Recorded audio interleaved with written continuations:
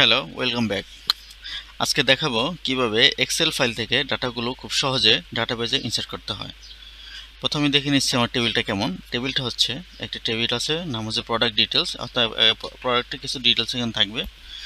এখানে হচ্ছে product ID, product part, specification, created date. এই টেবিল ডাটাটা করার জন্য আমার যে এক্সেলের ডাটা আছে, ডাটাগুলো সিমিলারলি প্রিপেয়ার করা আছে, product ID, product part, specification. তো আমি একটা কোয়েরি লিখে এখানে থেকে সবগুলা রোর জন্য আমি কোয়েরি প্রিপেয়ার করে নিয়ে আসবো। কোয়েরিটা আমি আগে লিখে রেখেছি, স্পেসিফিকেশন। এটা আমি এক্সেলে নিয়ে যাচ্ছি। আমি এখন প্রথমে একটা রোর জন্য কোয়েরি প্রিপেয়ার করে নিই, ইকুয়াল ডাবল কোটেশন, এর ভিতরে কোয়েরিটা পেস্ট করে দিলাম। এরপর আমি দেখব যে ভ্যালুসের এখানে আমি লিখব হচ্ছে ভ্যালুগুলা আইডেন্টিফাই করে দেব।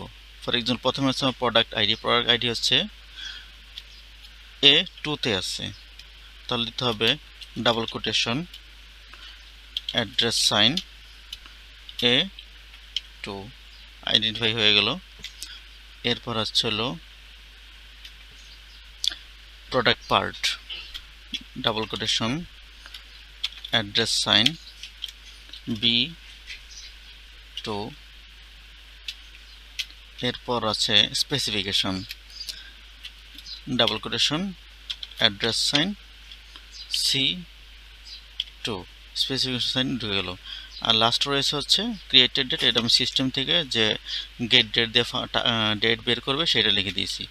আচ্ছা, এখন আমি এটা এন্টার দিলাম, কোয়েরি তৈরি হয়ে গেছে। আচ্ছা, এখন এখানে যদি আমি ডাবল ক্লিক করি তাহলে আমার সবগুলোর জন্য কোয়েরি তৈরি হয়ে গেল এবং এটা কপি করে ফেলি, কন্ট্রোল-C চেপে কপি করে ফেললাম, মানে সবগুলো কপি হয়ে গেছে। এখন আমি চাইলে এখানে সুন্দর করে পেস্ট করে কোয়েরি পেয়ে গেলাম, ইনসার্ট হয়ে যাবে। ইনসার্ট করে দিই,